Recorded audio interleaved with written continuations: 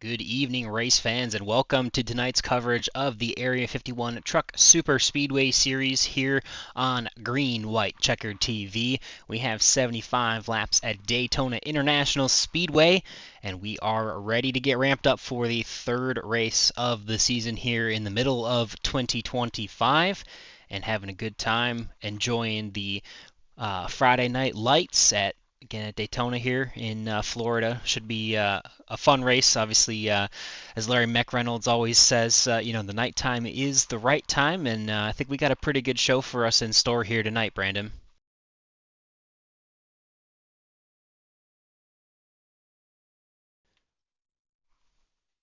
One second here.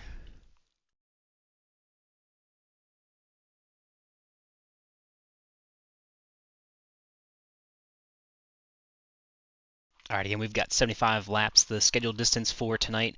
And yeah, definitely looking forward to this third race of the season here.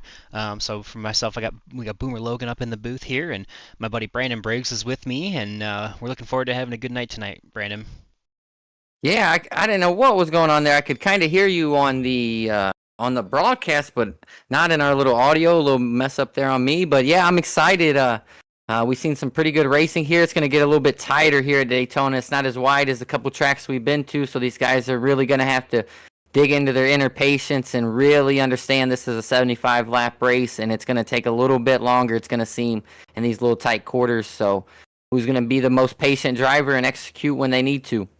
Yeah, absolutely. And I will clarify that was not your fault. That was my fault for having a push to mute in Discord. So sorry about that. But yeah, we're getting ready to go here.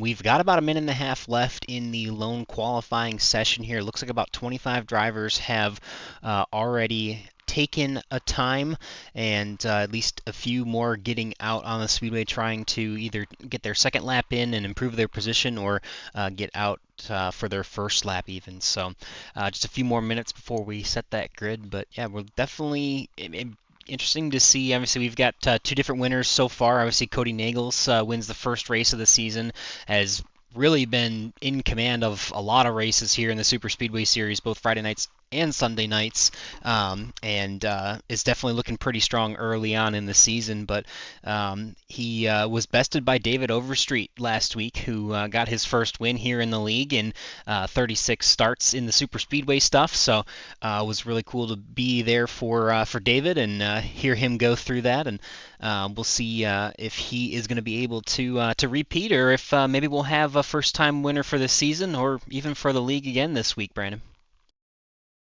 Yeah, when it comes to these super speedways, anything can happen, and David did what you really need to do at this track. You know, he was patient most of the race and capitalized when that moment came, and that's what you really have to do here. And when it comes to Daytona, you're gonna have to use those teammates. And one guy I've been watching, he's teamed up with the red hot Cody Nagels, and that's Vicente Guerrero hopping back into the league and running again here on Friday nights. And that 14's always fast, so it's going to be somebody to keep your eye on tonight if you're new to the league or new to the channel. And I'm excited to see him back.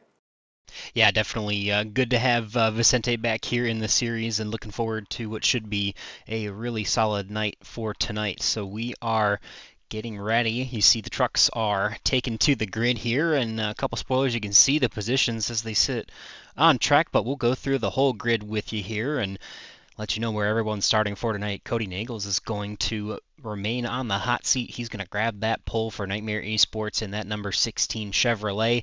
He's going to be alongside Everett Lane to his outside row number 1. Vicente Guerrero, teammate just behind Cody Nagels there. He qualifies in third. Going to be working together tonight. And another teammate for the front row, Gabe Butler, directly behind his teammate ahead of him. Les Levy is going to be there for Checkered Flag Motorsports in the 5th starting position, and Rick Sanchez in the number 5 will be to his outside. Charles Johnson in the number 9 is going to start 7th for tonight, and the 071 of Eric Laurie will be outside of row number 4. 5th row of your grid is going to be Dean Wilkinson, the Canadian, alongside Jim Brooks, the Area 51 sponsored Ford F-150. Gary Huffines for Silver Fox Racing there inside of row number 6. He's going to have Doug Webb in the 714 to his outside. Next page, we got Adam Kilday in the 85. He'll be inside of Bob Fitzgerald in the 08. Keedy Engstrom hails from Sweden. He's going to start 15th for tonight. And Doc Holliday is going to be outside in row number 8. Jack Walls and Frank Ranger Jr. are going to share the 9th row of the grid, while Dale Rapp and Joshua Highball round out the top 20 for tonight. Robert Amaral in the number 77 inside of Anthony Lane in the 81. We got Mike Allen and Justin Davis there sharing row number 12 as we roll off. We'll get these last few entries here for you. Hayden Davis. You see the H there. It is for his first name, so it's redundant, but it allows you to see H. Davis on the tower. So Justin Davis obviously outside of row 12. Hayden Davis just behind him to the inside there. David Overstreet, last week's winner, the first driver to not qualify or take a qualifying time.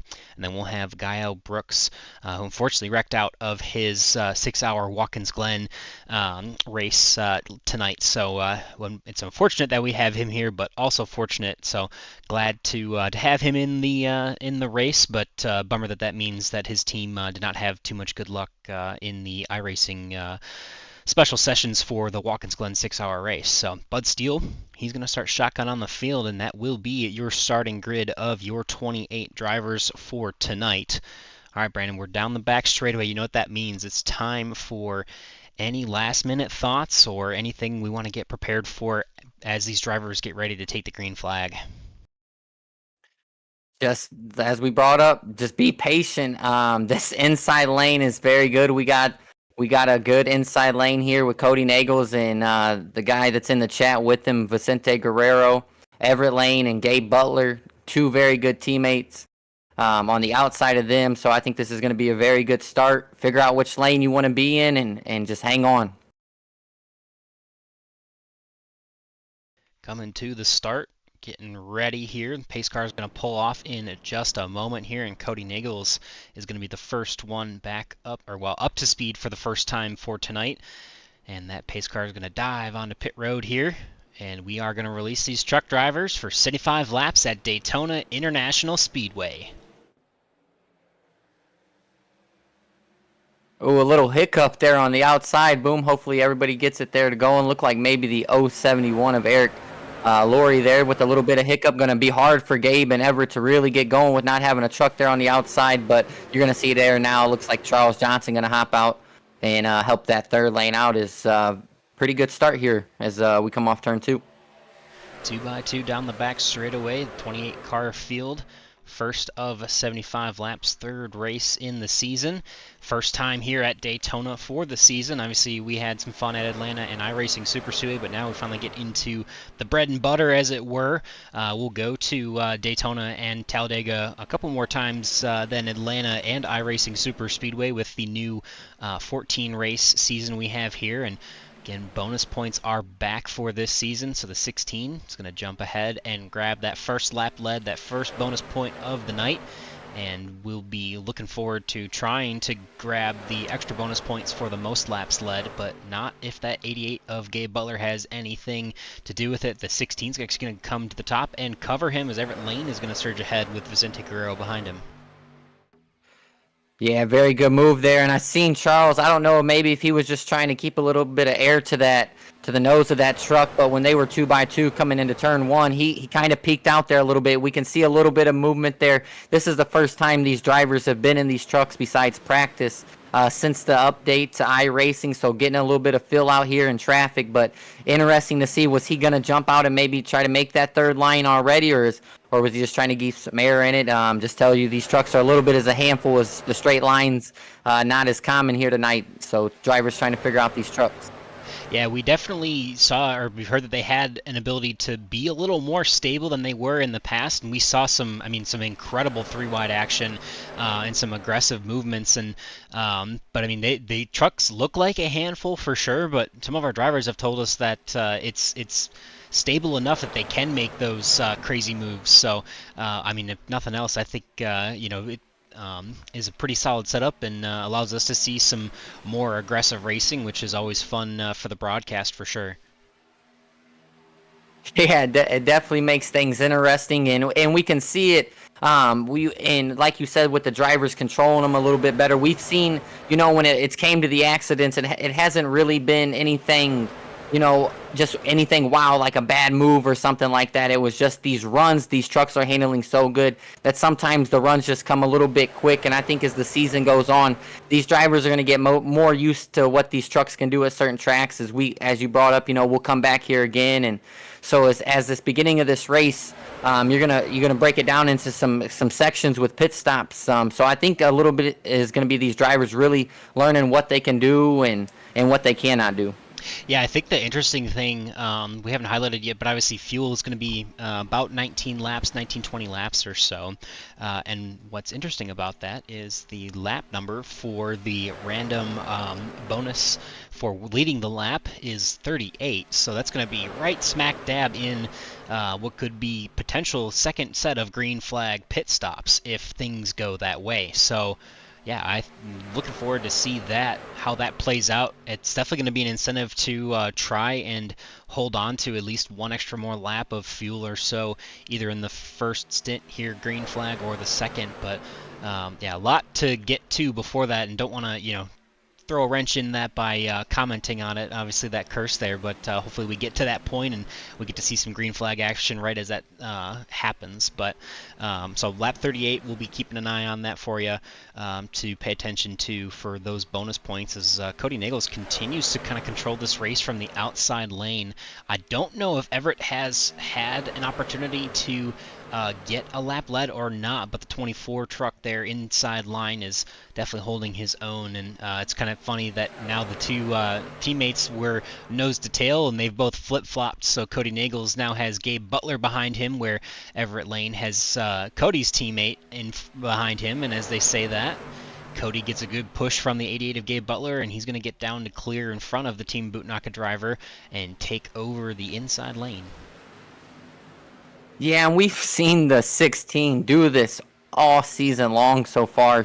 And not only Friday but Sundays also. He's had a really good start to both seasons, and just being up front and being that aggressive driver, really controlling the race from, you'll see it, they'll get the run on the bottom, he'll come down there, and at the same time, Gabe's not, he's saving a little bit of fuel pushing, but he's also being able to cool off, and then that lets, Everett and, Vicente, it really cycles the truck. They're saving a little bit of fuel at the same time, so it looks like, man, he's making some very, very big moves, but at the same time, he's helping those drivers around him also. Yeah, absolutely. These guys are doing a really great job as they battle here 2x2. It's pretty much been 2x2 all the way back through the field from the start of this one. So it's an interesting tidbit for today. I saw something pop up on my computer earlier that said today is International Pineapple Day. And I know it's very random, but I wanted to, I think that to me that begs a question, Brandon. Does pineapple belong on pizza? Oof. It depends on what you say. I love pizza. Throw some pineapple on it, some ham, I'll eat it. I love pizza. So pineapple definitely belongs on ham. I will say that. That ends all debates. Pineapple belongs on ham. I'll take that. Yeah. I do appreciate a good Hawaiian pizza, especially a spicy Hawaiian pizza, and probably one of my favorites. So I would say it does, but I don't know. A lot of people, that could be a hot take. So anyway, I don't know. I thought that'd be fun to throw it in there. There's a lot of other national, international days, but saw that pop up, and I don't know. Figured that'd be fun to bring up here. But we are working on lap number 9 now. Pretty status quo so far. No one really trying to make too many moves. Singled out from probably about 20th or so on back. Got about 10 rows up here, 2x2, and just kind of riding it out about halfway through this first fuel run here. Yeah, Boom. Now, a little bit here of a question for you. So you've been with these drivers a little bit. We've been to the chaotic iRacing Superspeedway and had to use that pit road. Daytona's a little bit smoother here. You kind of know what you're getting. You can peel off plenty of room to slow the truck down. And with pit stops, how many laps you can go. Is this a track where maybe we see those veterans say, hey, we can execute pit road pretty good here. Let's come the lap earlier. So we're with our own group and we're not in a big big group for the hiccup we sometimes see as some guys come to pit road? Yeah, I don't know. I mean, I think Daytona, obviously, it's going to be easier for sure than I think iRacing Superspeedway or Atlanta. Well, maybe not with Atlanta, having to enter on the back straightaway, but I think there's. I don't know. To me, I feel like it's actually more of an even playing field just because we have been coming here, for so long, and it is, I mean, a pretty straightforward entrance to pit road. Now, I'm sure there's going to be a huge difference in how these drivers can execute. You can't run at full throttle, but you can come pretty darn close as you come, down the apron below the double yellow line. So yeah, I don't know. I think. I mean, to me, just with the way the bonus point is for the bonus lap for leading at lap 38 there, I would be wanting to try and earn that either as I'm pitting or coming down pit road or be out on track for that. So I mean, to me, that would be more worth it. I mean, $10, is nice to have, but yeah, I don't know. Are you kind of, I guess, where are you leaning towards if you're one of the trucks or one of the drivers in one of these trucks? Man, I don't. I always come back to what Gael taught me. When the difference of being in the front and the back, and that's that.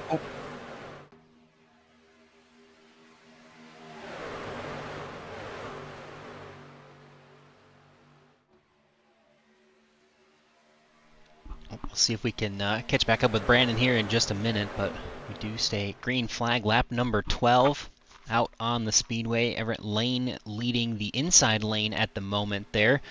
Still pretty 2x2, pretty status quo as we mentioned early on. Cody Nagels, Gabe Butler, Everett Lane, Vicente Guerrero really kind of mixing it up a little bit at the front, but for the most part, nobody's really jumping up on the page. Bob Fitzgerald did move to the back of the pack to be with some of the other Roswell Motorsports guys. So he's down 12 spots, but he's just kind of hanging out there, saving some fuel. David Overstreet is actually up 10 spots here in the 16th position. Last week's winner in that 46, and just waiting to try and capitalize. Got some good track position. He's actually going to try to jump up to the high side here and see what he can do to improve his position before he gets to what would be green flag pit stops here. And Brandon, sounds like your audio issue is now corrected. Yeah, I got Denny Hamlin by my daughter.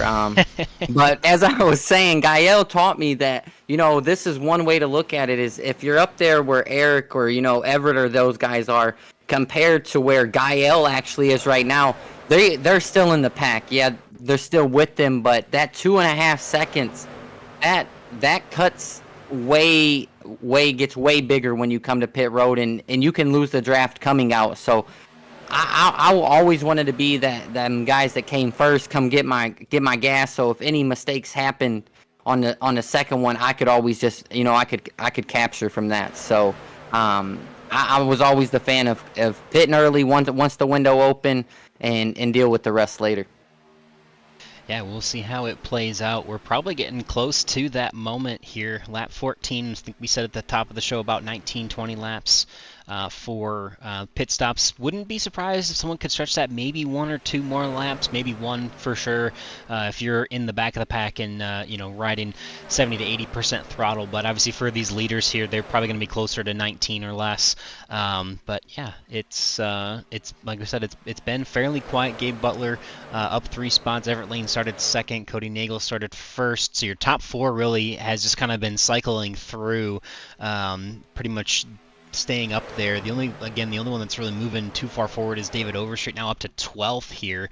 He's at the tail end of this double file action as Gabe Butler is clearing away from the lead, and Cody Nagels is going to try and get a run on the high side here, but I think Gabe Butler will get another lap led here for his name, that time by. And so it's lap 16, getting close to thinking about wanting to get in line. We see only 5 trucks are still kind of hanging it out there on the outside. We'll see if they end up going a couple extra laps or if they're going to try and find a way down to the bottom here.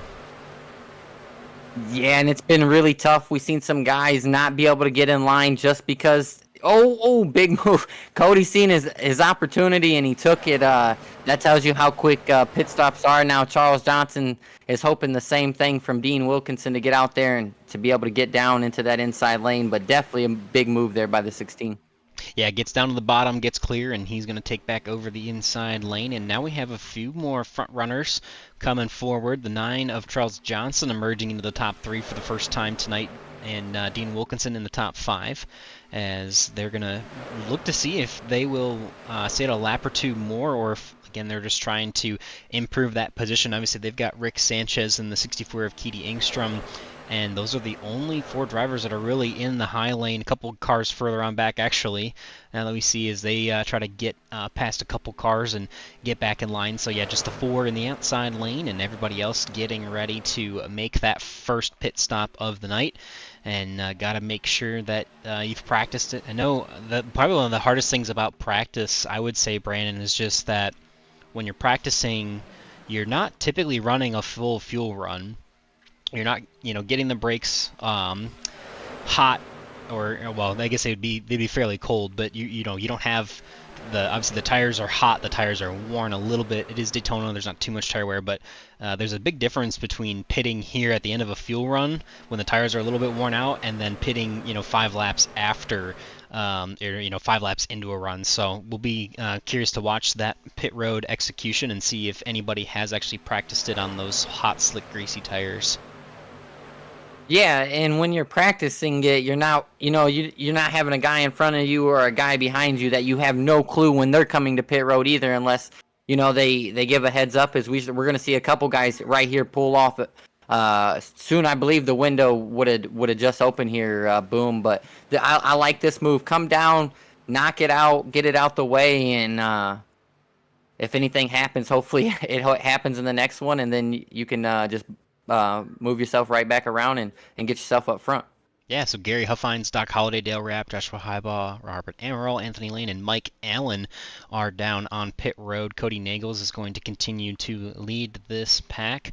The 9 and the 55 staying in the high side, with Keedy Engstrom trying to improve their position before this pit cycle. And we will pay attention here as they come through 3 and 4. Does anybody else come down this time? And it looks like most of the inside lane, at least half of them are going to come. Big group here. The 16 is going to lead the charge and gets a little loose, little contact with the 88. We'll see if there's any penalties involved there. But other than that, a great recovery for both of those drivers after a little bit of chaos slipping and sliding into pit lane.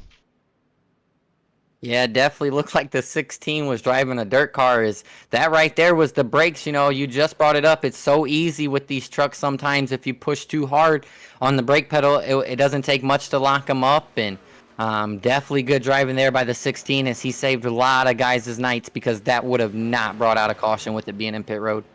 All right, so they are rolling off of pit road, so no penalties for Gabe Butler or Cody Nagels, and almost that entire group coming down about 9-second pit stops. So just taking either 2 tires and fuel or just fuel only. But we've got another group coming in here now. A little 3-wide action almost there as they come in. Charles Johnson's going to lead the way. Dean Wilkinson, last week's winner, David Overstreet in there as well. The 71, the 51, 64, 83. And that will be everybody on pit road here. And Gabe Butler is going to come out ahead of Cody Nagels and Everett Lane, as well as Vicente Guerrero, Rick Sanchez. Looks like from Gabe all the way back to Adam Kilday are going to be in a group here. Those about 7 drivers should be able to group up here and get together. We'll see. Obviously, coming off of pit road now, the 55 and the 46 are going to have to try and figure out who wants to go first. Dean Wilkinson's going to get the nod to lead that group off of pit lane as Gabe Butler and crew come through 1 and 2. We'll see if these guys have enough momentum to catch up to this pack and stay up with the leaders here. Yeah, they definitely got to get hustling. As we can see, the 46 and them up front, they got a really good jump off of pit road, as it looks like they're going to be able to use the tandem off that to hopefully keep the group there with Jack Walls behind them. I think we're going to, once this is all said and done, I think we're going to be right back grouped up. Not looking like too many people may have got hurt from this. Maybe a couple of those guys in that first group. Boom. It looks like they're going the wrong way on the pad here. Yeah, we'll break it down for you. So Dean Wilkinson is just barely within a second, or sorry, yeah, no, a second of Adam Kilday.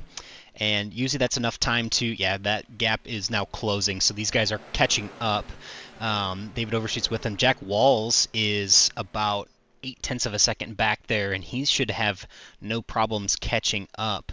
That will include Gael Brooks and Charles Johnson in that pack. And then you have to go back another 3 seconds or so to Keedy Engstrom and Jim Brooks. So these guys are just the two of them. We'll catch up with speeds in a moment here, as these guys are, this will be their first lap at speed after being the last group to pit.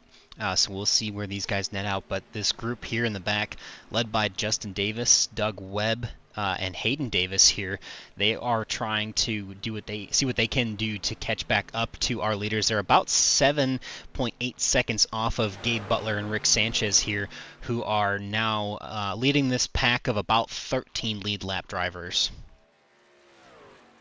Yeah, and this is where Daytona and you know, when you go even back to the 500 in real life racing, everybody wants to win here just because how difficult it is. Daytona, yeah, it's a super speedway, but when a race like this starts to happen, and I know we're only 23 laps in, but this turns into a complete race driver race when it comes down to, you know, executing pit road and getting off and getting up to speed quickly and executing the speeds of not making, you know, a penalty or going over the yellow line trying to keep up with the guy in front of you. And this is where we've seen these guys in the top, you know, 10 really execute last season and seasons in the past is at tracks like this. And this is where, you know, they can really gain on them points and stuff like this if there is no caution. So hats off to those guys up front in that first little 10 or 12 of really executing there and hitting their marks. And now as these packs start to spread out, you start to become less likely for a caution, and you starting to run into that thing of do I not take any tires now on this pit stop, and you start playing behind the 8 ball, and that's when mistakes happen. Yeah, I don't think anybody took more than right side tires. A lot of 9-second pit stops for fuel only.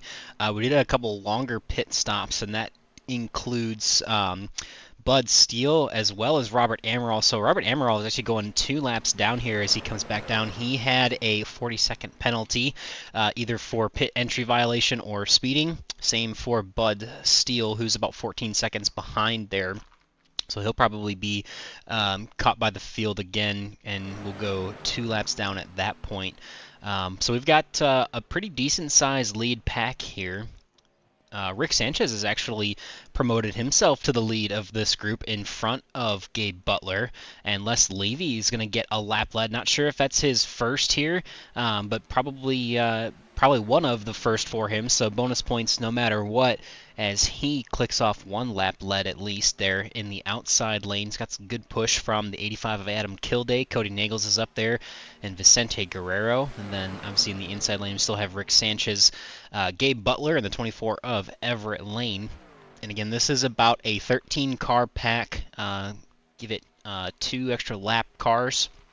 And now we can try and actually look at the speeds a little bit more. So we've got Keedy Engstrom being pushed by Jim Brooks, leading this second pack here, who have condensed a little bit, as pretty much everybody is in one of these 2 packs. The only one that is not currently is Bob Fitzgerald, who's about 15 seconds behind these guys. But there's about 10 or so in this group here, and we'll see at the stripe. So Les Levy, the last time by, ran a 46.68, and we will see Keedy Engstrom run a 47 flat. So about 0.3 of a second slower for this second pack, which means that they might have a tough time trying to catch back up to our leaders. Yeah, you gotta really have when you're we seen the whole field maybe catch up. We seen them coming off a 2 back there, and it got a little crazy. But what I wanted to point out was hats off last week's winner, the 46 Overstreet. He started no qualifying. He said, I'm gonna start in the back, and it's really hard to pass here, especially when they're all grouped up like it was at the beginning of the race. He made the decision to stay out with these guys and pit with these guys compared to where he was at, worked his way up, got in a good position. So good momentum still rolling there for the 46 so far. Yeah, absolutely. He was making some good moves towards the back. He really, we mentioned before pit stops, he kind of put himself the first car before the two wide action and is here with the leaders. And it looks like was that Gary? No, that wasn't Gary Huffines. Was that Bud Steele? Yeah, okay, so Bud Steele is the lapper that we just picked up here. So he's gonna tuck on behind here. So he'll be actually 2 laps down with Robert Amaral just ahead of him. So that battle is actually for position between the 6 and the 77 just ahead of him. But Adam Kilday comes through on the top lane, and he's gonna grab a lap lead that time by, and he's gonna jump down in front of Les Levy and try to control that race now from the inside, as now that leaves the two teammates nose to tail in the outside lane, the 16 and the 14, working together tonight, trying to improve their position and get Cody yet another win on the season for him.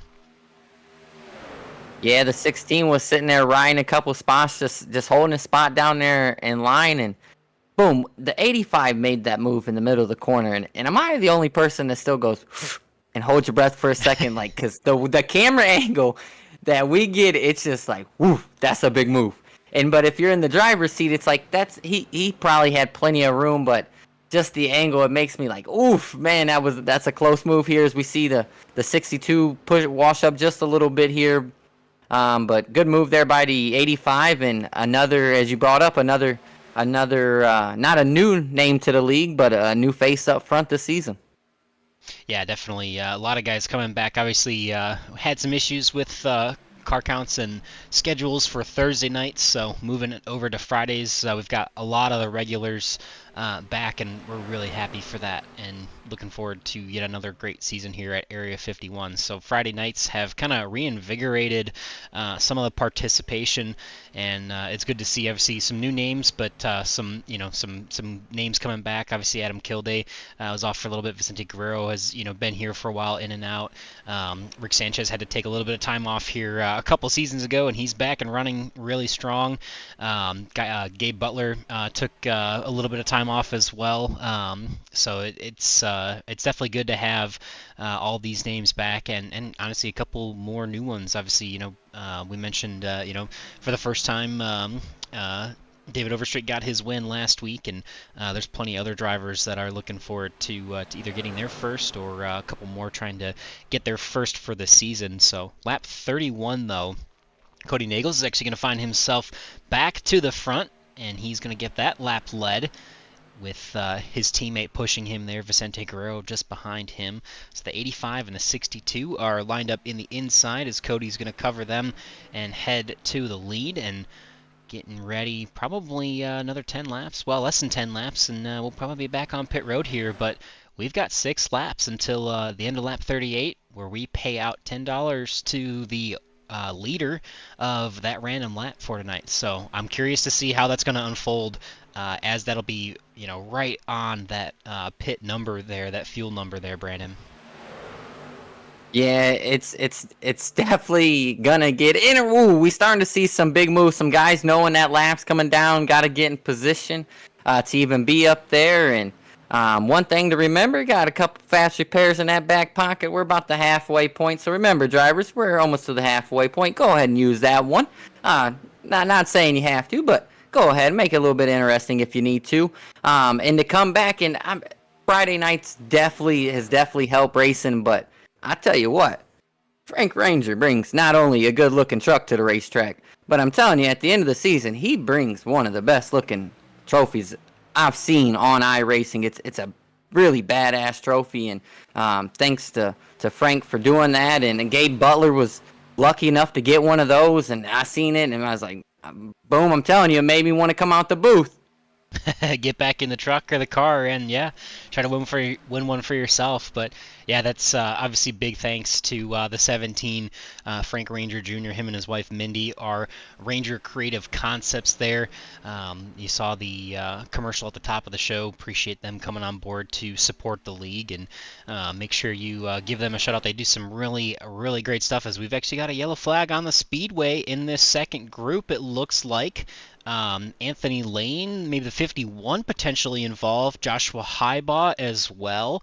We'll try to see how this unfolded here in the back part of this pack. But man, this is gonna maybe throw a wrench in, and we're gonna have to see how these drivers handle. I don't know if it'll be a restart just before or on the lap 38 for the bonus points, but nonetheless, we'll go back to the yellow flag here and see if we can see where this happens. So this is in the second group here, and you see there the 3 truck getting.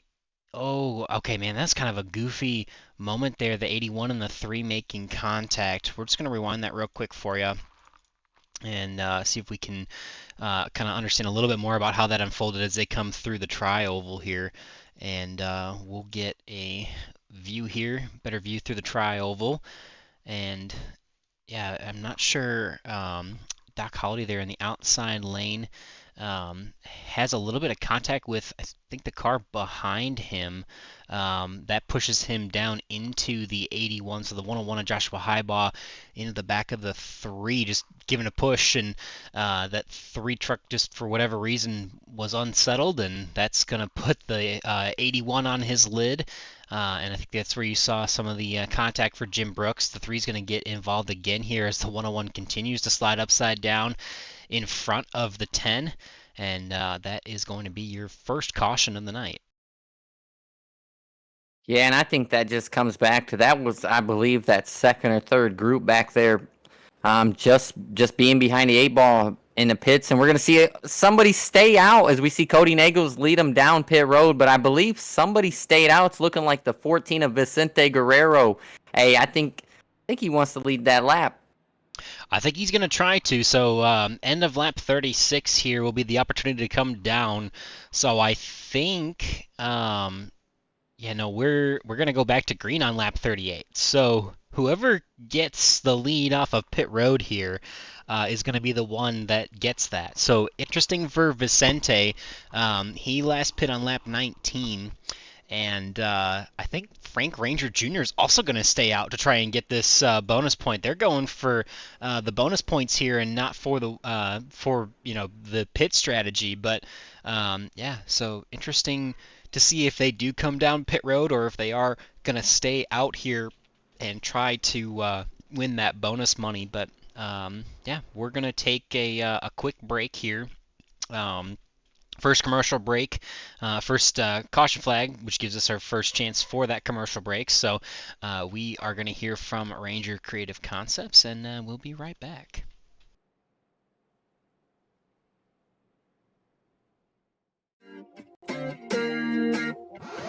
I feel like I'm afraid to say how I feel, to know I let you down. 'Cause late nights turn to days, don't wanna let you down. With each breath we give away, it'll never be the same. I'm chasing somebody who won't ever ease the pain, but I don't want half of your heart. You can have it back if it's only half of your heart.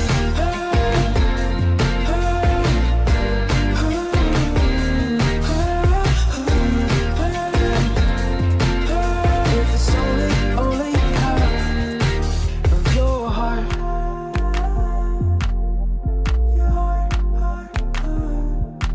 I feel like I'm afraid of the only things I can't change.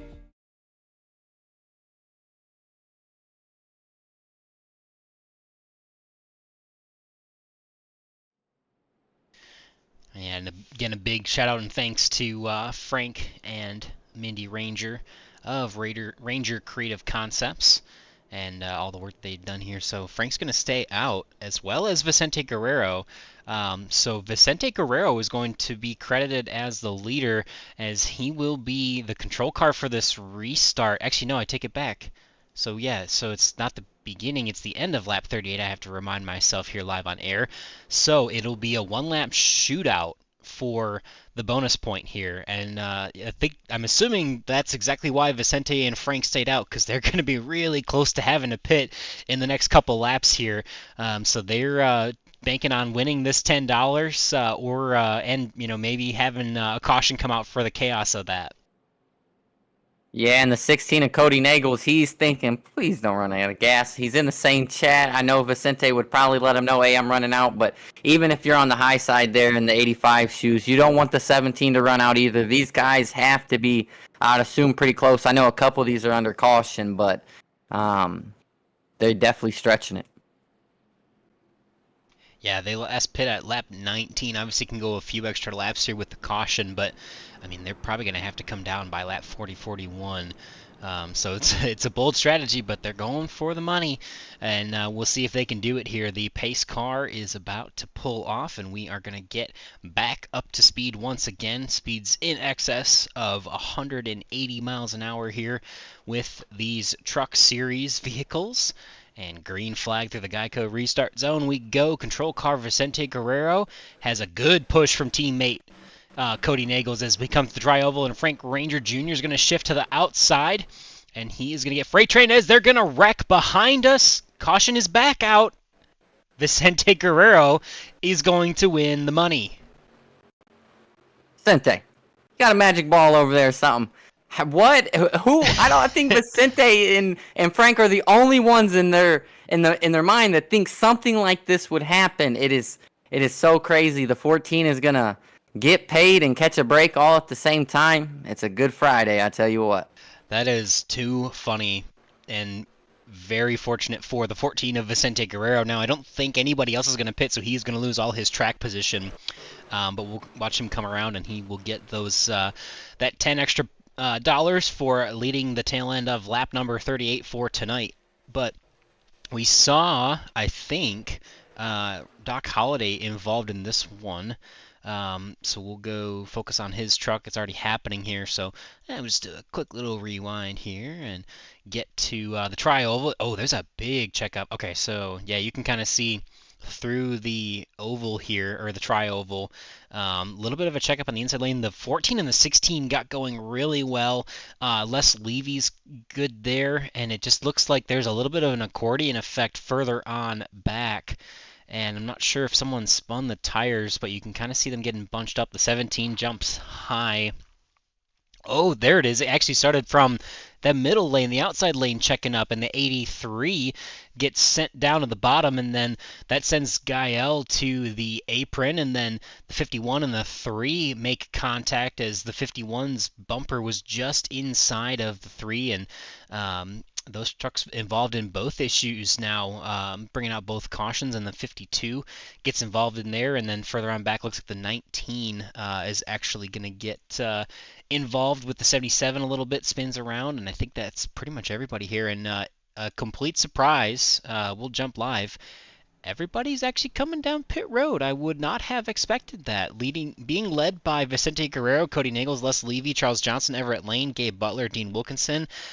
Everybody except for Jack Walls. Jack Walls stayed out on the racetrack, and now I think this is a little bit more of an understandable gamble here for the 83.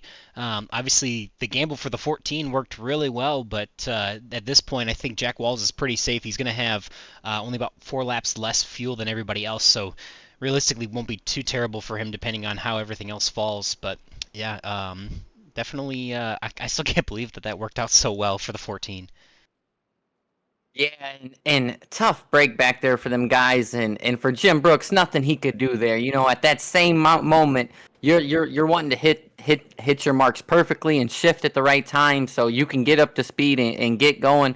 And then at the same time, you got to tell yourself, oh, I got to check up. So no harm, no foul. A lot of these guys is going to go in there. I would assume some of these guys not even going to have to use the fast repairs. So Jack Walls he's right there on the line.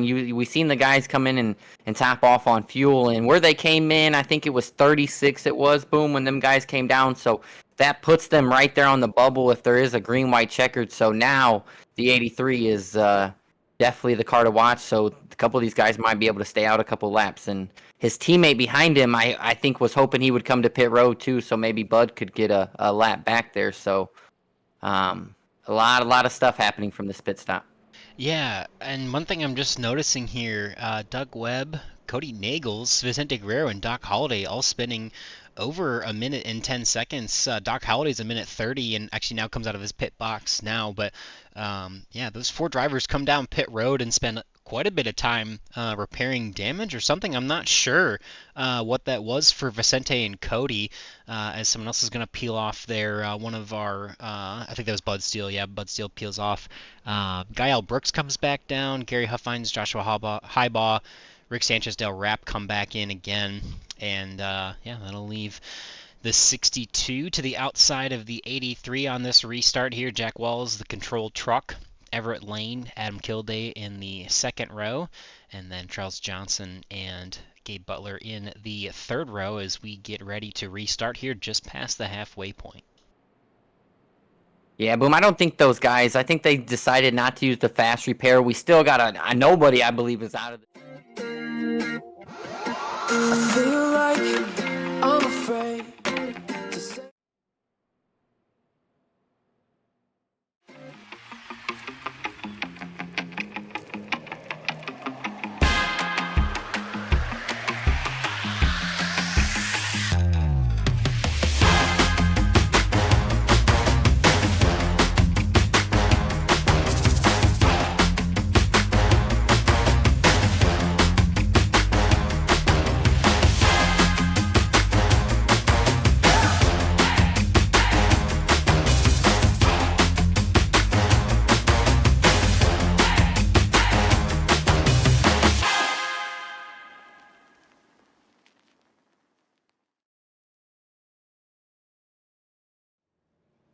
Apologies for the clunky transition there.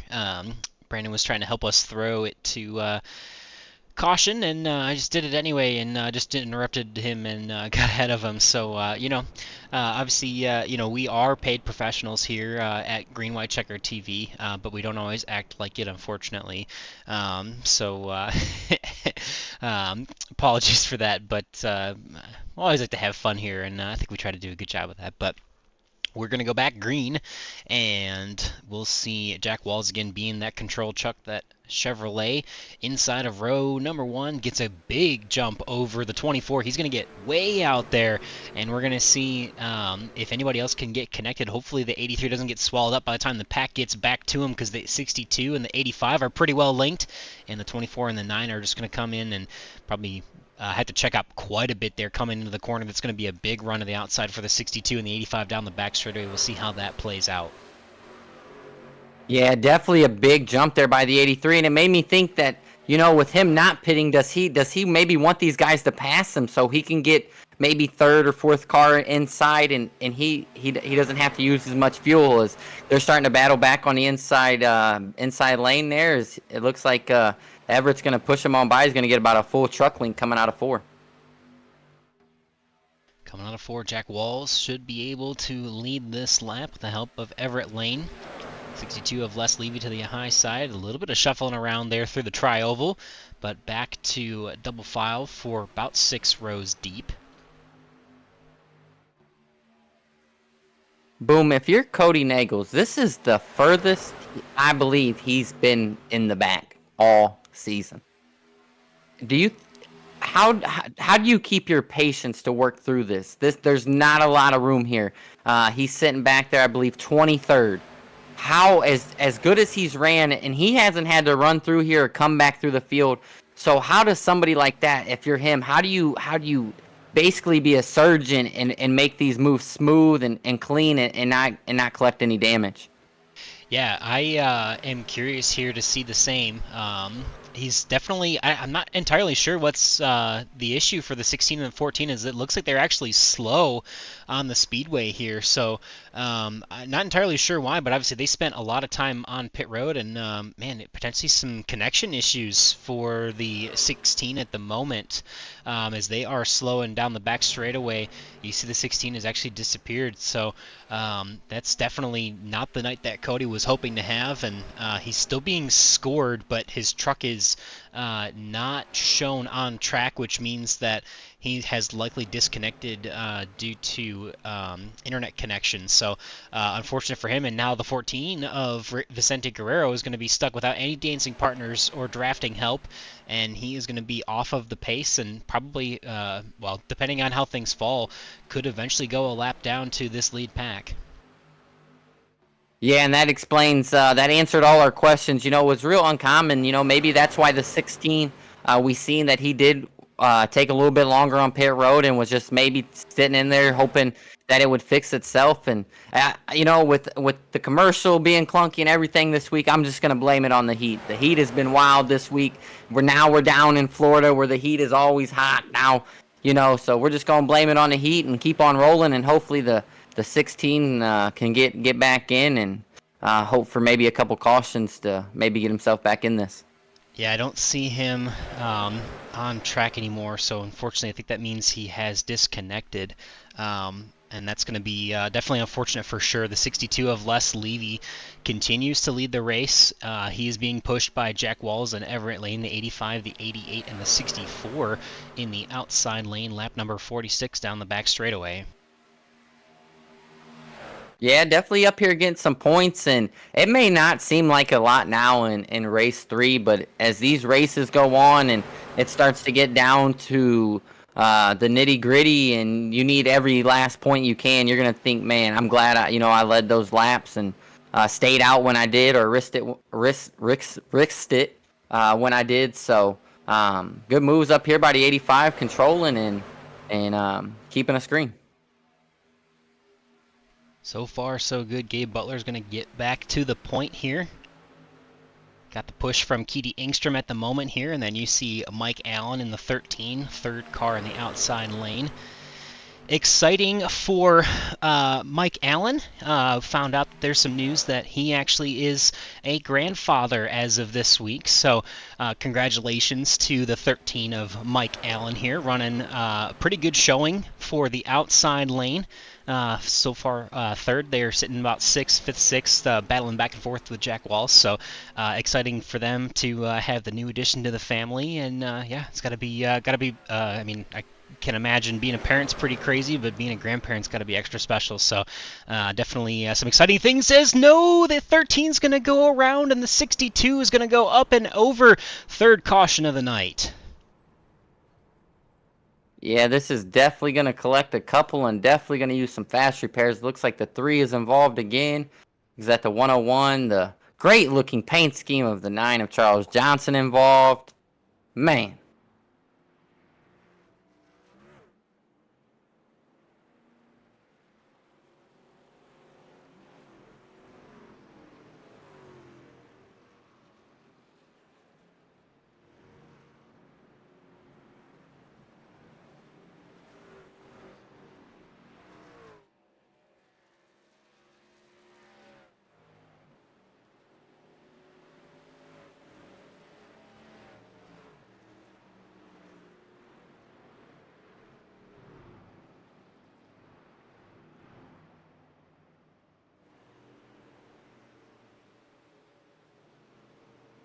Sorry about that. Got disconnected for just a second. We are under our third caution of the night, and we'll take you back through what happened here and try and grab a replay of that. As we saw at the front of the field here, Jack Walls gets high off of the bottom, and quite a few cars. Obviously, we saw the 62 going up and over, the 13 going around almost on his lid. The car slams back down on the ground as yeah, quite a bit of chaos unfolds behind these guys here. You see the 24, the 83 sliding through the apron. Probably not too bad a damage for those guys. The 101 Joshua Highball around here. And yeah, we'll go back to the point of caution. We'll rewind it just a little bit, see if we can get a little bit better camera angle for you here, and see if we can understand what exactly happened here. Try and go with a better view for you here, further on up. Yeah, I think the 83 of Jack Walls is right here. Yeah, just going to be kicking himself for this one. It's just, pushed it just a little tad bit too far on that one, Boom. Yeah, it gets up there, and as that happens, it pretty much kind of shuffles the inside and outside lanes, and everyone's just kind of going along for the ride. Everyone trying to check up as much as they can, but yeah, definitely quite a few cars involved. And you see quite a the chaos continuing to unfold there as they come through turns 3 and 4, and yeah, lots of wrecked race cars after that one. But we'll jump back live. It looks like we've had a few drivers stay out. Actually, no, just about everybody's come down pit road now, all the way through 14th now off of pit road. Jack Walls in 15th, Guy Brooks off of pit road as well. So yeah, I think for the most part, it looks like everybody's not spending too much time on pit road. Dale Rapp's still in his pit stall about 45 seconds, so some extra damage repair for him. But everybody else looks like they've burned a fast repair and is getting right back out here. So that's going to put Gabe Butler here as your leader. So we see the 16 has rejoined us here. So Cody Nagels is currently, I believe he's actually scored tail end of the lead lap at the moment, so that caution could not have come out at a better time for Cody, and I think he's going to be actually back on the lead lap. And the 6 of Bud Steele scored as 1 lap down right now, so he'll be 1 lap down still, but he should be able to get a free wave around as well as Cody here. And I think they both last pit lap 44 for Cody, 38 for Bud. So not really too much harm in them trying to take this wave around here and see what they can do, and we'll get ready to re-rack and stack these drivers further on back. But first we'll throw it to another quick commercial break. And so last time we heard from Whiplash Simcams, this time it's going to be 4D Racewear, and we'll be right back. 4D Racewear, makers of the ultimate sim racing shoes and custom apparel designed for sim racing by sim racers. 4D racing shoes are engineered to connect racers to the pedals in a way no other racing shoe can, all the while giving you the comfort needed to complete those double and triple stints. Visit 4dracewear.com and check out the latest sim racing products that let you connect to your sim.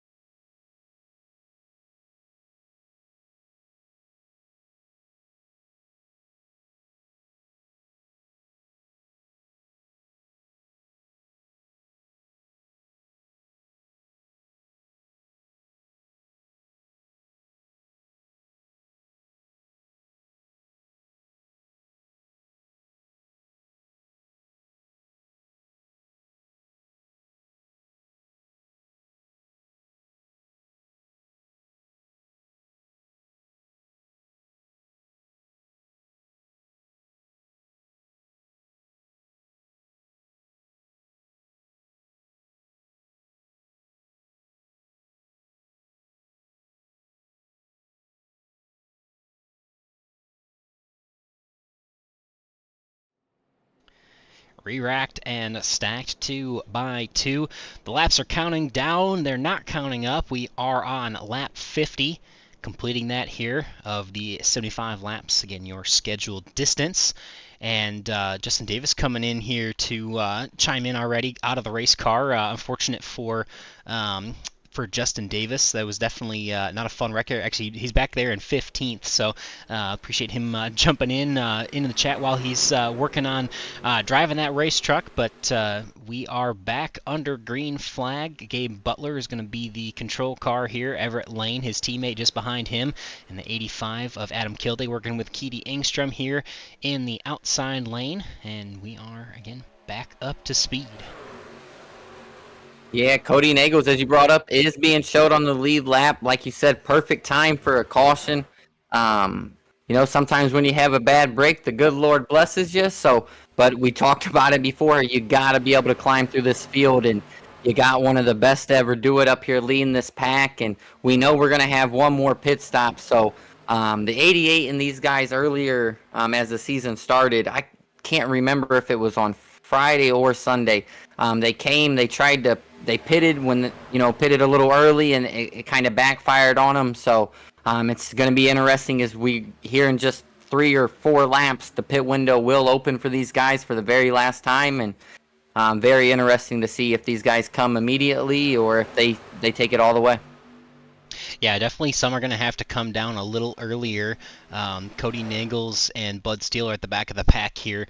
They got those, got 1 lap back each, but they're going to be at a little bit of a deficit, and it looks like Bob Fitzgerald actually had to come back down pit road to serve a penalty, so he had some damage, got a meatball flag, and for whatever reason, did not repair that in enough time for iRacing to say, or in the amount of time that iRacing had permitted. So he's going to have to get a penalty there and a pass through for Bob Fitzgerald. So he's going to come out of pit road here as the leaders are coming down. So think they should be able to catch him here, but we actually see our first 3 wide action for a moment there, and it goes away as the 85 tucks in behind the 24 in the outside lane. Actually, further on back, there is some 3 wide. It's the 14 and the 16 working together on the high side, trying to get that 3rd lane going. Boom. Right there answers my question. A lot of these guys used a fast repair in that last wreck. These guys have already made the 3rd lane up and going. I'm coming to pit road immediately as soon as that window opens. I don't want to be caught up in any of this mess here. It's the slow car, the lap car, is going to make it really tight as we hit the tri-oval. Everyone gets through okay, and Bob Fitzgerald should be able to hold on to this pack here. Everett Lane is going to be your control car in the inside lane. The 88 of Gabe Butler, again his teammate. Working with him here, the 85 of Adam Kilday has the 64 of Keedy Engstrom behind him. And we are pretty much 2 by 2 through the whole field. Now that puts 24 trucks on the lead lap all the way back to Guile Brooks and Jim Brooks, who are hanging in the back trying to save a little bit of fuel here before our final pit stop of the night. And then Bob Fitzgerald, Bud Steele are 1 lap down at the tail end of this pack, and then Robert Amaral is 2 laps down, and it looks like we did get a disconnection from Frank Ranger Jr., so he's unfortunately going to be the first DNF for tonight. But we are 20 laps to go, and we are 3 wide ramping up. Yeah, driving's really starting to pick up. Boom. And this is where if you're Eric Laurie or the 64 in the middle, this is where you want them 4D racewear gloves right here, because if not, I'm telling you, my hands would be so slippery right now from just being nervous in the middle of the pack around so many great drivers. You don't want to be that one that makes a mistake, and this is where them gloves can really come into a factor, as there is almost no room to make a mistake up front right now. And the 14 and the 16 come from all the way in the back. They are moving on up in the outside lane. They've got the 9 with them as well. That's Charles Johnson, and the 52 of Dale Rapp as the 14. Ooh, almost had a moment to get clear. Decides better of it, but the 071's going to go for a ride on the inside lane. Yellow is back out on the speedway. Eric Laurie goes for a big ride. And we'll try to break that down for you. Tough break for the 071. Man, he cannot catch a break. Looks. Oh, I think this was the this previous may be yellow. The previous yes, one. This was the previous yellow. Yes, sorry. This is the most recent yellow. Here we go. So the 071 there just kind of gets shuffled to the middle, and then gets in front of the 5 of Rick Sanchez. And the 071 goes for a ride. We'll get a better, closer camera angle. We'll take it back to the correct yellow flag and maybe rewind it just a little bit. Go to some slow-mo here, and you see the 071. So really just starts here between the 071 and the 5, and I'm not sure if the 071 just thought he had more room on the bottom, but he's unfortunately going to get spun off the nose of the 5, and we'll see further on back if there were anybody else. The 5 dancing around a little bit here, and he might actually make contact with the... No, wow, really good save for him. The 81 goes around, the 46 goes for a spin. Contact between the 714 and the 19 of Hayden Davis, and I think that's pretty much it for everybody here. 46 still goes for a slide, but I don't think he actually made any contact with anything, and that should be pretty much it for everybody else. So yeah, unfortunate for the 071. Great save for Rick Sanchez as he keeps rolling after that, and we'll see. So 18 laps to go. It looks like I'm assuming everybody's going to be pitting here this time by Brandon, because pretty much should be good to the end here. Yeah, these guys right here catching another break, not having to pit under green for the final pit stop, which is going to keep this whole pack together. And as a driver, I don't know if you want that, but as a fan and as a commentator, I love it.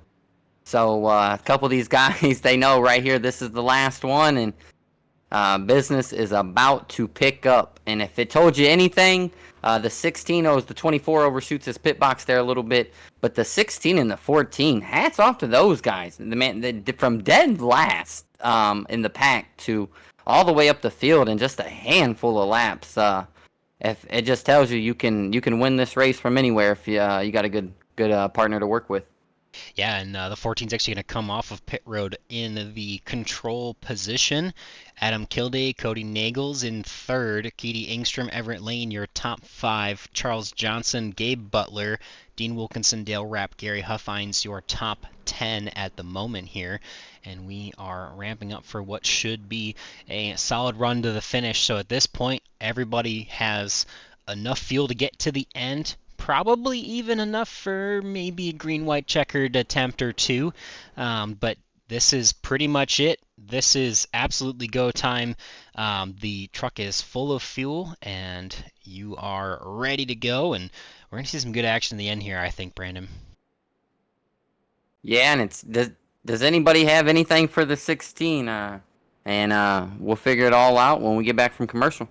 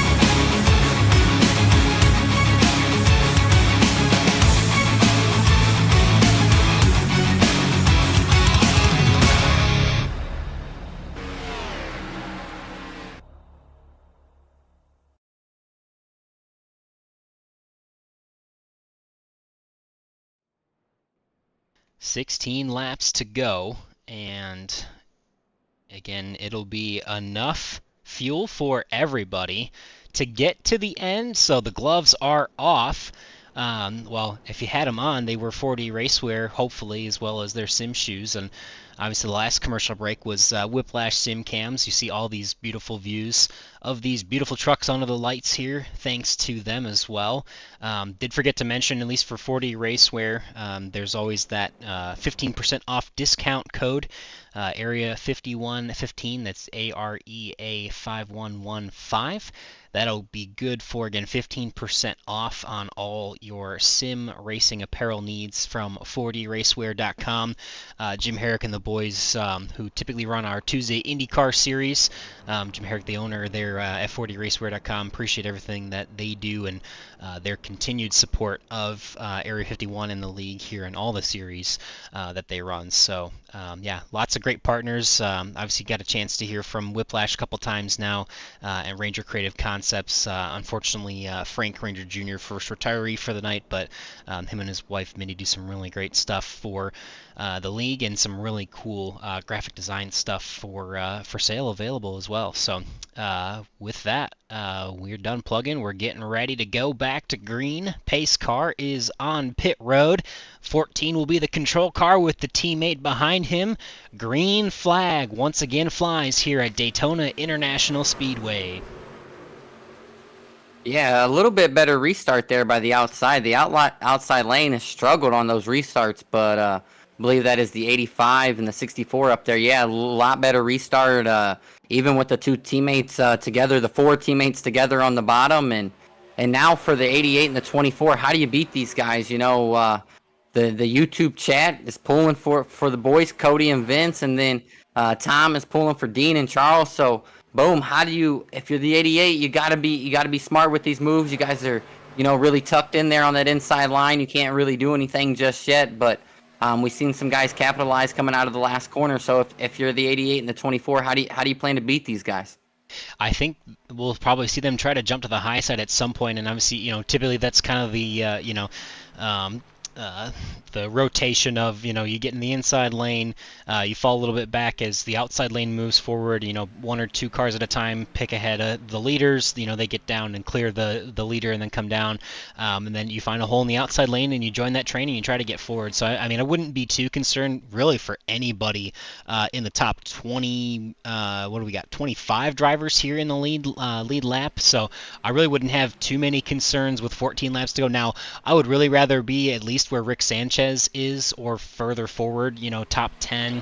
But there's still plenty of time left. Obviously, Dale Earnhardt did it in quite a few less laps to go from about 20th on back. So there's still plenty of time here, but I think you just got to be patient. Obviously, you're going to see the 14. Ooh, the 24 gets a little wiggle in the middle, and we're 3 wide, but we're okay and still rolling through turns 1 and 2 as the 16 and the 14, the two teammates, are now trying to control every lane as the TW Motorsports drivers, the 9 and the 55, working on the high side with Rick Sanchez trying to make a charge to the front.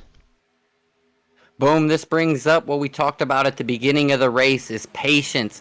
How long is the 24 going to have patience? The 16 and the 14, they're going to control those two lines, the third line coming in now. But you got to be patient. We seen the big run come. He gave the 16 a big shot. We almost had chaos here. We got 13 laps to go, but these drivers are driving like we got 2. So the 24's got to be smart here not to overheat. He's lucky enough to have the 88 behind him, but you don't want to get them engine temps too hot too soon. Yeah, Dean Wilkinson makes some contact with the outside wall and loses the connection there. The 85's going to get a little wiggle, and they're going to be around, and we're going to have another yellow. 85 up into the outside wall. Big contact for Adam Kilday after running up front here, and he's going to take out a few other drivers with him. And we'll roll it back and try to understand how this one came to be. See the 85 in the middle lane here. No, sorry, this is the last yellow. STK, stop doing that to me. It's not jumping to live. This is the previous yellow. I'm sorry. I swear to God, we're professional broadcasters here. All right, so you see this already happening here. We'll rewind it, get a hopefully better camera shot. But, you saw the 55 gets into the wall there, and we'll see. We'll try this TV camera here from Whiplash Sim Cams and see if we can see these guys coming through the corner here. So we did see the 55 kind of wash up a little bit, hit the outside wall, and that checked up him up at least a little bit. You see here for the 55, and then he kind of gets into the 5. Slows down a little bit. 5 tries to come down. I don't think he doesn't make contact with the 85 or the 64, but obviously the outside lane is a little bit slow. And then, oh man, a big shot there for Keedy Engstrom in the middle of the corner, and the 85 just can't really hold on to it. He does make some, I don't think he makes contact with the 5, and then he goes around off the nose of the 64. And wow, what a move for the 62, getting to the apron, and is going to avoid that wreck. The 71 and the 10 just barely skirting by the 071, the 85, 64 involved. As the 64 comes down, he's going to collect the 51, and that's going to collect the 77 as well. And further on back, the 3, the 19 are sliding into this one. Bob Fitzgerald hard on the brakes to avoid contact, and so is the 81 of Lane. And yeah, about only the top 10 really survived that one. Boom. I don't think it's what everybody thinks. I think the 85 may have blew up. Oh, interesting. I seen a little bit of puff of smoke, and that's a lot of speed for the 85 to let go in the middle of the corner. So something we could check on while we're at commercial. Yeah, we'll try and take a look and see if we can understand how that broke down and see if we know that for sure for the 85. But yeah, we've got one more opportunity at least here for another commercial. So we'll throw it back to Ranger Creative Concepts, and we will be back with you in just a moment. I feel like I'm afraid to say how I feel, to know I let you down. 'Cause late nights turn to days, don't wanna let you down. With each breath we give away, it'll never be the same. I'm chasing somebody who won't ever ease the pain, but I don't want half of your heart, heart, heart. You can have it back if it's only half of your heart.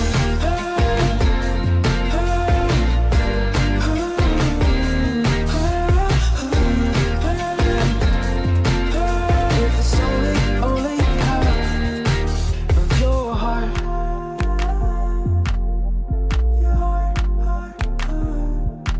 I feel like I'm afraid of the only things I can't change.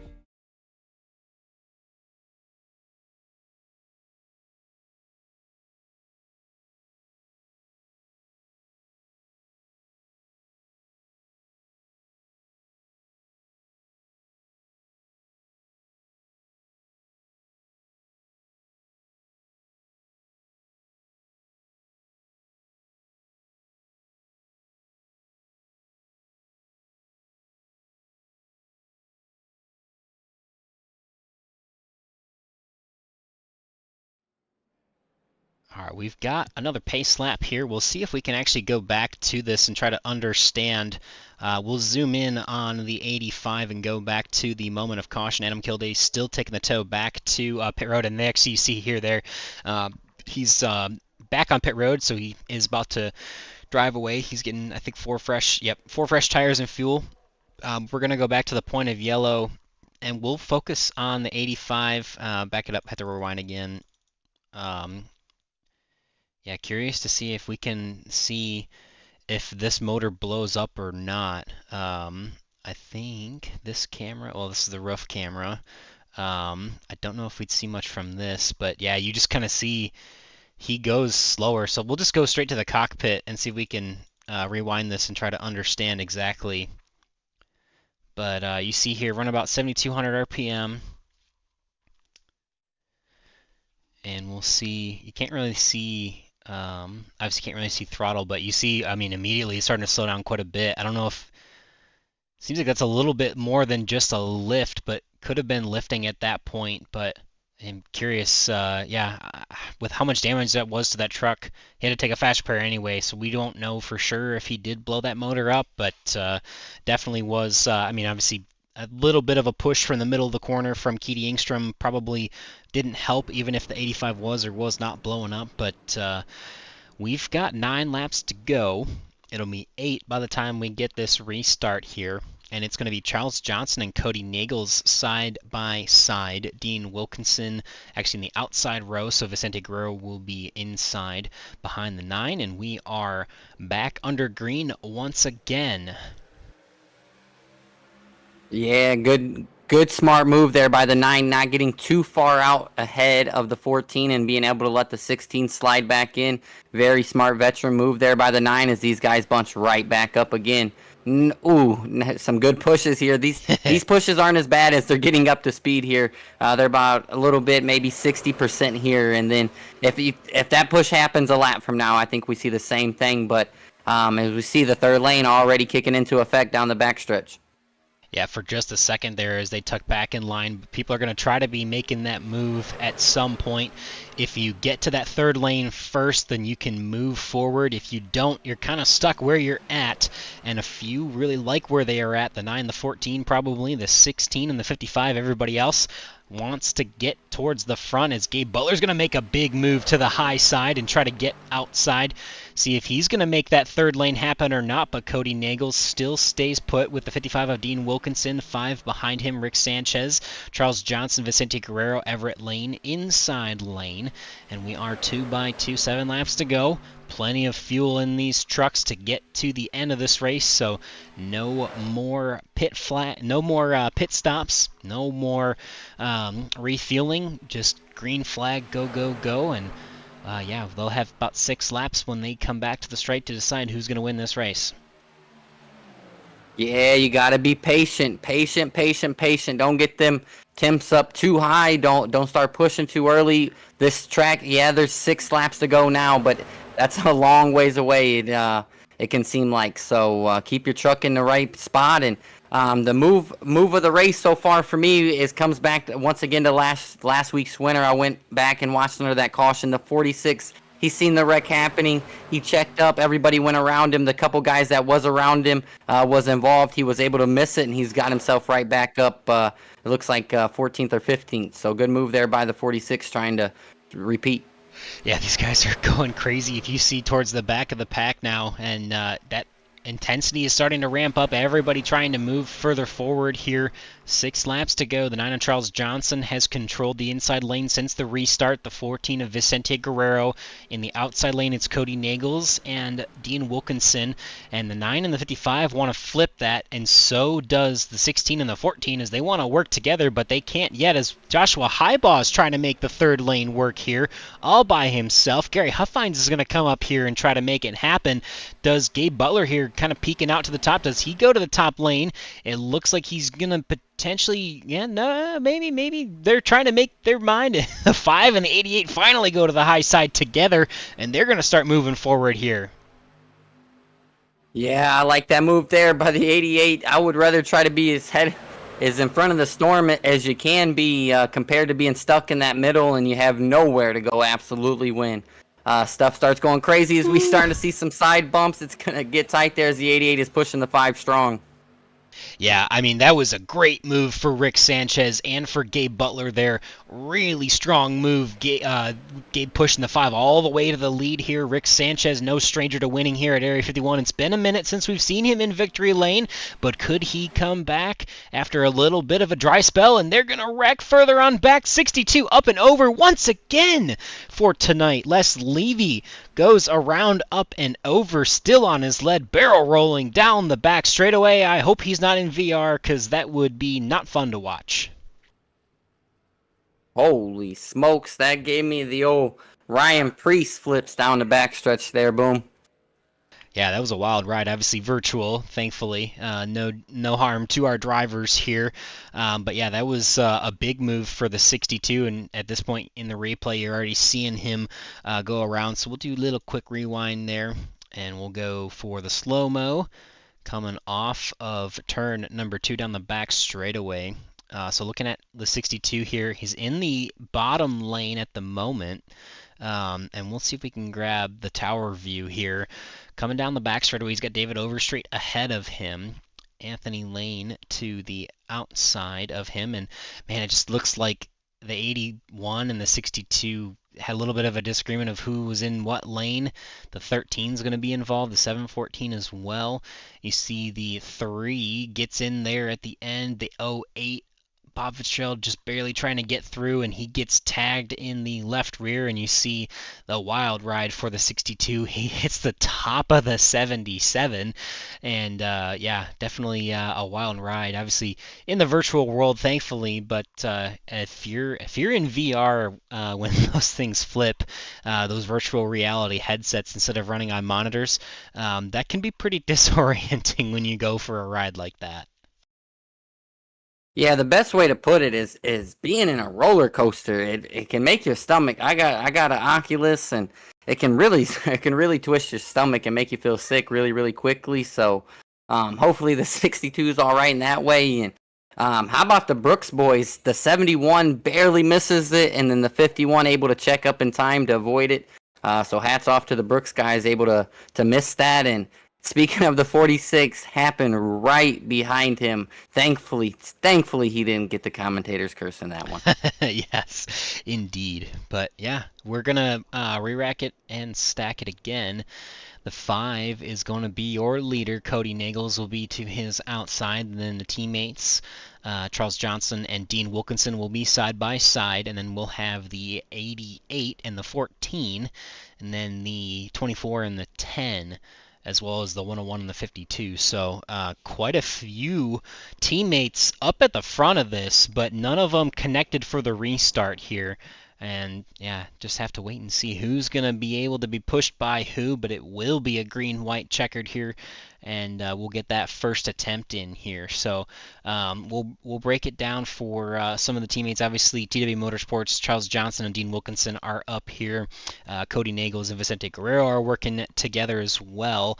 The 5 of Rick Sanchez is working with Vendetta Motorsports, and I think so David Overstreet is actually one of his teammates, and I think that's the closest teammate he has at the moment, because he has Adam Kilday and Les Levy as well.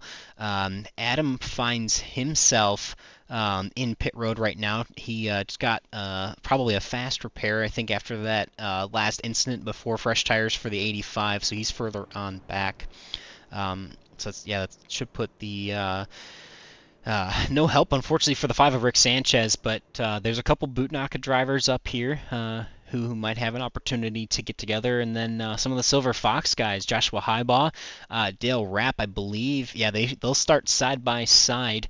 Gary Huffines as well. So there's a 3-pack of teammates from 9th to 11th there.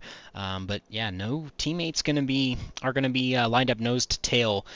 So it'll be interesting to see who chooses who chooses what lane, who makes the third lane work, and yeah, how it all shakes out here will be kind of interesting, I think. Yeah, if I'm Rick Sanchez, he came into this race 10th in points. You know the guy outside of you, he's got some wins. Boom! I'm making wreck me. I'm making that 5. If I get clear, I'm making that 5 4 lanes wide. You're gonna have to wreck me for this one. You've already had your fair share this year, so maybe Cody's a little bit more generous, but we know these drivers. What's your favorite win? And they always say the next one. So it's going to be very, very interesting. Yeah, absolutely. Should be fun for us to watch here. Quite a few wins for some of these drivers up at the front of this one. Obviously, Cody's got 7 to his name on the speedways, and 12 wins to that guy in that number 5 truck there. Looking to add lucky number 13 for him tonight in the series. 9 of Charles Johnson and Dean Wilkinson also winners here in the past, the 88, the 14. So a lot of guys that know how to get it done at the front of this pack. So it's probably pretty, I would say, soothing, or, just give you some ease knowing that a lot of these guys up here have quite a bit of experience and know how to get the job done, because like I said, there's really nobody that can get connected to a teammate too easily here, and we'll have to see where, obviously it's just going to be a bunch of veterans up at the front of this one trying to push, and these guys all are very familiar with how each other races, so going to be looking to see who finds help where. And yeah, Brandon, why don't you kick us off here as we go back green? Yeah, these guys going to have to bring it nice and smooth here. I don't expect the 5 to try to get a very big jump here. Keep it nice and tight. Gets that very big jump there on the outside, and is going to get right there. It allows the 16 to jump right back in, and so good start here by these guys. Now, as I said before, the 5 has got to protect and hope the 9 stays with him. 9 does, gives him a big push for the middle of the corner. The 5 takes it like a champ. The 16 and the 55 are working together on the high side with the 14. So that's 2 teammates disconnected right now by one TW Motorsports driver in the middle. Rick Sanchez without too much help at the front of this field, but he does have Charles Johnson. So those 2 teammates for TW side by side. The 88 disconnected from the 24 on the restart, but Silver Fox Racing Joshua Highbaugh moves up into the 7th position, their 4th car in the inside lane. We are going to be clean to the white flag here, so that will fly, and we will race back to the line and determine a winner. Yeah, got it. Oh, big move already. We see a move get made there. Who is that? Everett Lane there on the outside. Went to the 3rd lane. I thought the 10 would maybe go with them. Oh, the 9 moves to the outside. Hey, now Rick has that 88 right here behind him. One of the best pushers, one of the best Superspeedway drivers leading that inside lane. We're having some big moves made down this backstretch. The 9 moves ahead as they come into turns 3 and 4 with a push from Cody Nagels. The 5 of Rick Sanchez is going to charge ahead into the corner here, and the 88 of Gabe Butler has his rear bumper. Does the 5 clear? Yes, he does. He's going to have an opportunity to block the high lane if he wants to. He's going to let it come back to the line, and we're going to see Rick Sanchez break the drought, coming home with the checkered flag.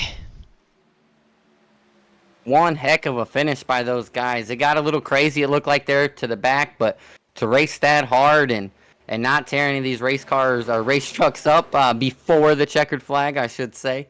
Hats off to those guys, and hats off to Rick Sanchez picking up that win. And I bet he's very, very grateful the 88 was there behind him. Yeah, lucky number 13 for Superspeedway wins here at Area 51 for Rick Sanchez. Definitely hard-earned for that number 5 truck, and what a great run to the end by all of these drivers here.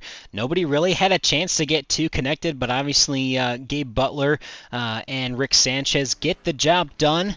And congratulations to you as well, Belva, getting to see the 5 burn it down here on the front straightaway for that victory celebration here tonight.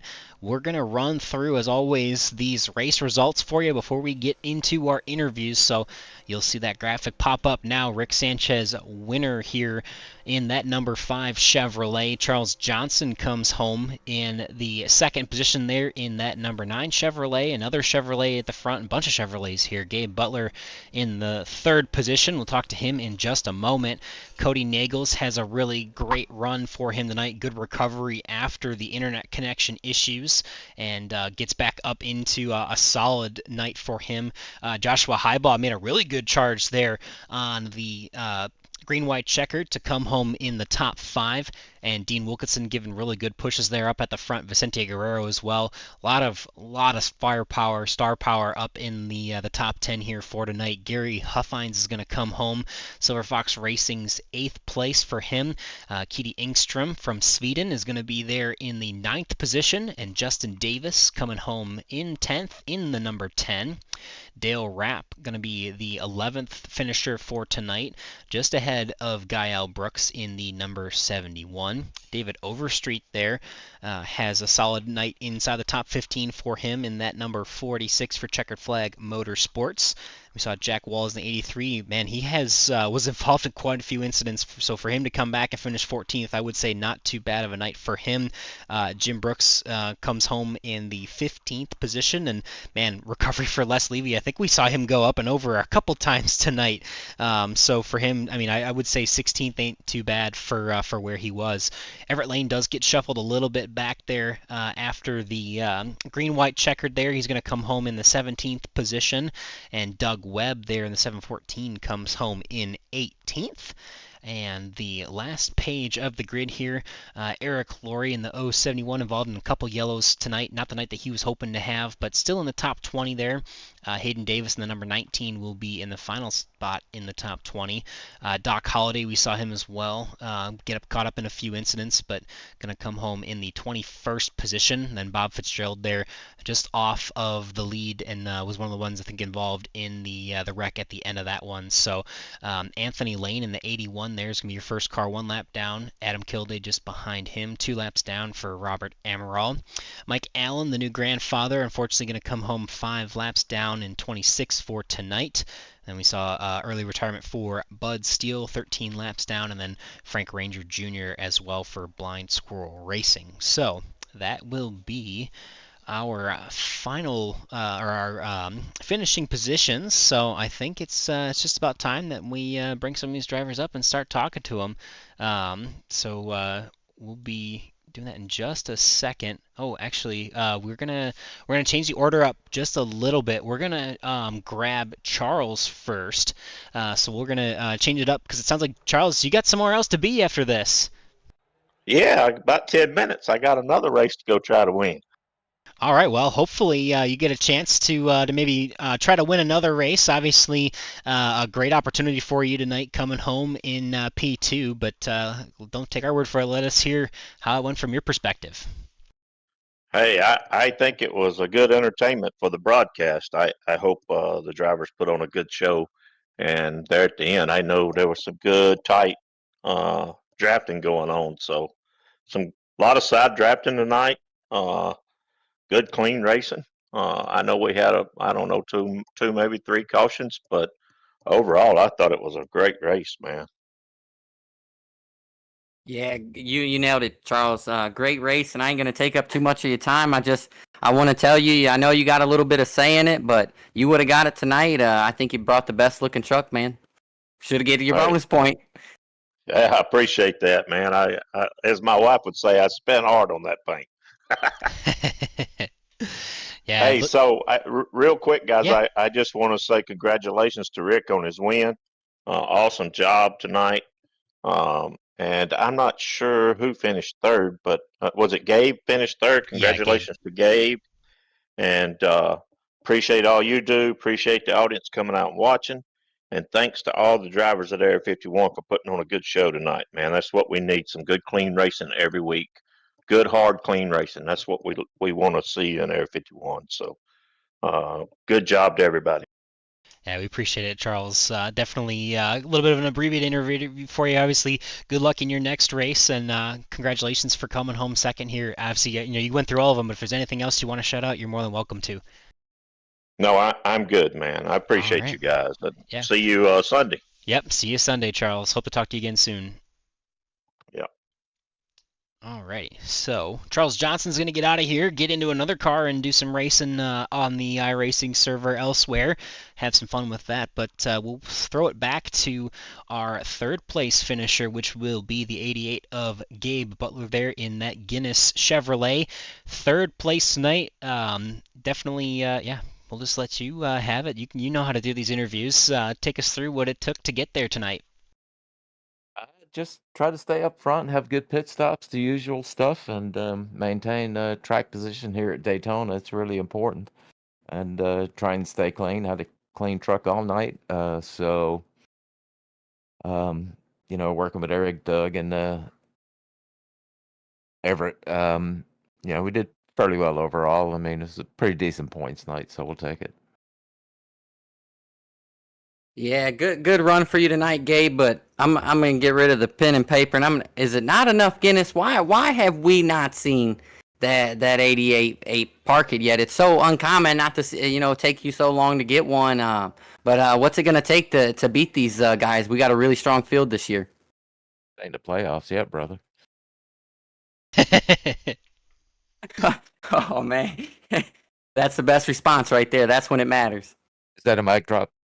Yeah, we'll count it as one. Yeah. That's it. I didn't mean it to come across that way. No, No, I no. mean it's it's a super strong field, and the goal is to get to the playoffs and then concentrate in the wins. I just riders stay consistent and make the playoffs, and not get a win, then get one win and not make the playoffs type of thing. Yeah, definitely. I mean, I don't think anybody, I don't think you for sure of anybody in this league has to be worried about having confidence. Probably talking to one of the most humble guys probably in the field with you, Gabe. So definitely wouldn't worry too much about that there. But the one thing I was kind of curious about. So when we saw everyone kind of line up, they're really like. I would say there's a couple of teammates there. You kind of had Everett behind you, and I mean, obviously the 16, the 14 are in the outside lane, the 9 and 55 are side by side, but nobody really was able to get connected with a teammate, and we just kind of saw a bunch of you veterans just get out there and race to the end. Did you have any strategy? Did you have any ideas of who you might try to go to, or do you just kind of make the moves as you can and go wherever you can to make the best opportunity for yourself?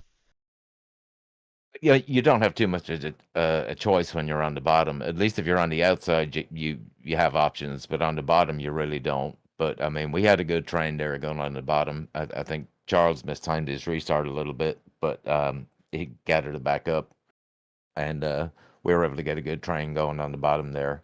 And it seemed like coming to the last lap, we were a little bit better connected and more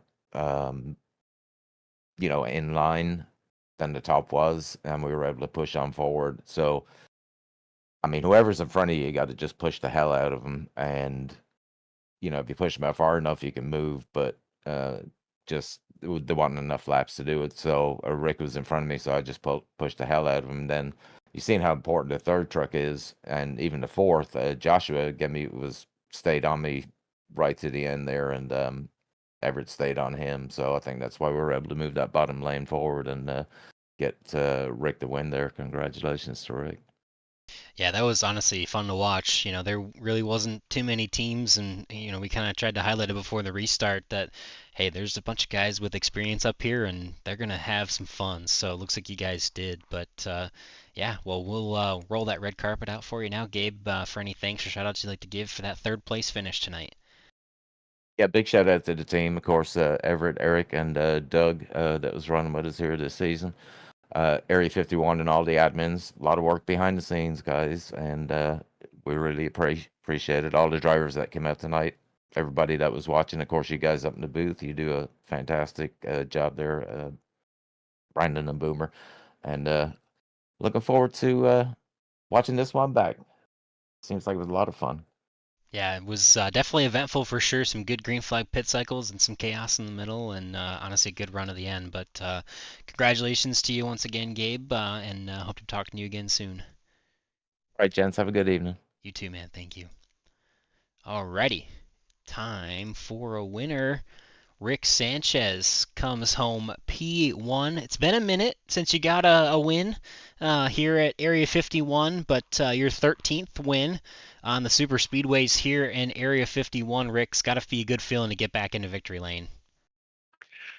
Yeah, but I'm also kind of torn. I kind of feel bad stealing points, because I'm not running full time over here, running in the chase. But I guess you just steal them when you can, and just get over feeling bad. Do some donuts and get out of here. Yeah, I'm sure that feeling bad won't go too long. Obviously, checker flag is always heals a lot of wounds no matter what, right? Yeah, obviously. And I know Mom's happy. She loves that. So she's been looking for one. Yeah, congrats, Rick, on the win, and I'm glad you stated what you just said, and I haven't asked this question all year, and you've been here now, and then you've been here in the past, and as a driver, as a commentator, and I think as a fan, we love it. But how much more does it intensify now with that bonus lap that's in there? Does that give it that midway spark that that keeps you locked in, or how is that how has that changed for a driver having that in there now? I just like you said, it feels good. You get a win. Makes a lot of the other pains go away. But yeah, it's been a while since I've been out here, and feels good. Good to see y'all guys too. Yeah, definitely good to have you running. Obviously not full time, but still running with us here on Friday nights every once in a while and getting the win for tonight. I know we kind of talked about this with Gabe a little bit too, but you started up there, and obviously most of your teammates were unfortunately just further on back in the pack, and but nobody really, not a lot of teammates were kind of connected. In any lane outside or inside, and it was just kind of a shootout for the veterans to put on a show. And were you expecting kind of any help to come from anywhere, or obviously Gabe eventually picked you up, but were you kind of hoping to work with anybody, or just kind of letting it come as it flies?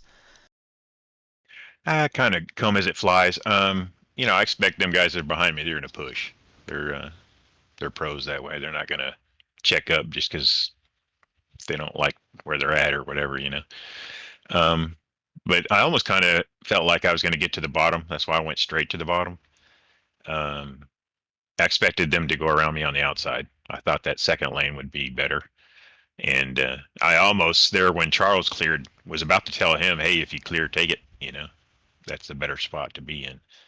And but just the push just came at the right time, and it kept me out front. And I haven't gone back and looked how close Charles was on the outside to me, but yeah, it's a lot of luck in getting in the right spot at the right time. Yeah, I think the gap here only got to the hundredths, but it was 1/100th of a second according to iRacing live timing. So probably, I mean, still no matter what, however that rounds, it's pretty close. But Yeah. we saw off of turn four, you had a moment to maybe try and get up and maybe even block the outside lane, but you didn't take it. Did you expect the 88 to have a good enough push to keep you in opportunity on the bottom, or were you just trying not to throw a block I to mess up the outside yeah, lane? I was just gonna stay where I was. You know, I wasn't gonna block anybody, and I was, however it turned out, I almost kind of, like I said, expected to get past because I thought that the top side would be faster and would especially get that run out of four. And but either way, I wasn't gonna throw a nasty block or anything like that for the win. You know. Well, it worked out in your favor, coming off of turn number four, victorious once again here at Area 51. I want to say congratulations to you, Rick, and roll out that red carpet for any thanks or shoutouts you'd like to give for that win here tonight. First and foremost, out to Area 51. Uh, then out to you guys, Green White Checker TV, always the best broadcast unit out there. And then all the sponsors, Whiplash, SimCams, 4D Racewear, uh, is it Ranger Creative Concepts, and Yes, sir. Stand Up Cancer. Oh, shout out to Mom. Shout out to the wife. Bam. Yeah, they're probably some of our most, your mom especially, some of our most loyal followers here on Green White Checker TV. So definitely want to shout them out as well for us on the broadcast side. So yeah, congratulations to you, Rick. Good talking to you again. Good to see you back in victory lane, and hope to see you running again soon, and maybe steal another one from these guys running and seeing long points. But anyway, congratulations, and hope to talk to you again soon. Thanks, guys. We'll catch you next time. Alrighty, that'll do it for the interview portion of the show. And yeah, that was, I mean, definitely an up and down race for sure. I think we had, what, closer to 5 or 6 cautions at the end there. Green, white, checkered attempt. Just about had 2 full green flag pit cycles. We got all the way to about lap 38 before the first caution came. Threw a little bit of a wrench, but Vicente Guerrero stays out and gets the yellow flag right away to get the bonus point or the bonus money for leading the 38th lap. And yeah, from there, a little bit of chaos in the middle portion, and at the end, it was a great show to the finish there, Brandon. Yeah, I think Charles nailed it. It was some great racing.